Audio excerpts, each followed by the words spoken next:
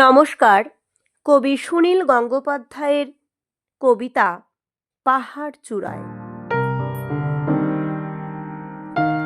অনেকদিন থেকেই আমার একটা পাহাড় কেনার শখ, কিন্তু পাহাড় কে বিক্রি করে তা জানি না।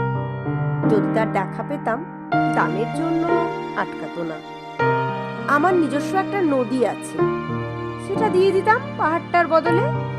কে না জানে পাহাড়ের চেয়ে নদীর দামই বেশি।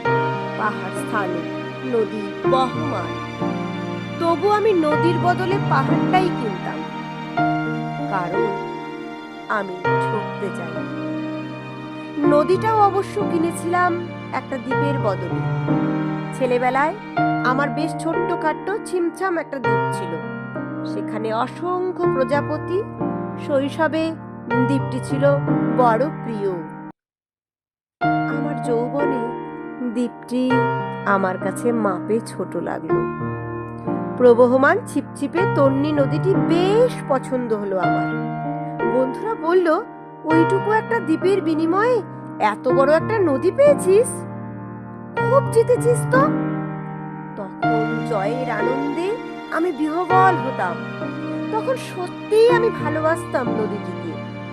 নদী আমার অনেক প্রশ্নের উত্তর দিত, যেমন, বলতো আজ সন্ধেবেলা বৃষ্টি হবে কিনা। সে বলতো, আজ এখানে দক্ষিণী গরম হাওয়া, শুধু একটা ছোট্ট দ্বীপে বৃষ্টি। সে কি প্রবল বৃষ্টি, যেন একটা উৎসব। আমি সেই দ্বীপে আর যেতে পারি না। সে জানতো, সবাই জানে, শৈশবে আর ফেরা যায় না।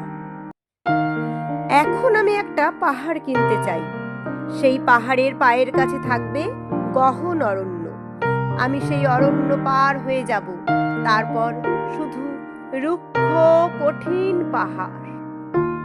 একেবারে চূড়ায় মাথার খুব কাছে আকাশ, নিচে বিপুলা পৃথিবী, চরাচরে তীব্র নির্জনতা। আমার কণ্ঠস্বর সেখান থেকে কেউ শুনতে পাবে না।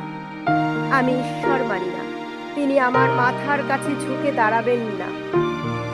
আমি শুধু 10 দিককে উদ্দেশ্য করে বলবো, প্রত্যেক মানুষই অহংকারী। এখানে আমি একা, এখানে আমার কোনো অহংকার নেই। এখানে জয়ী হবার বদলে ক্ষমা চাইতে ভালো লাগে। হে 10 দিক, আমি কোনো দোষ করিনি, আমাকে ক্ষমা করুন। ধন্যবাদ।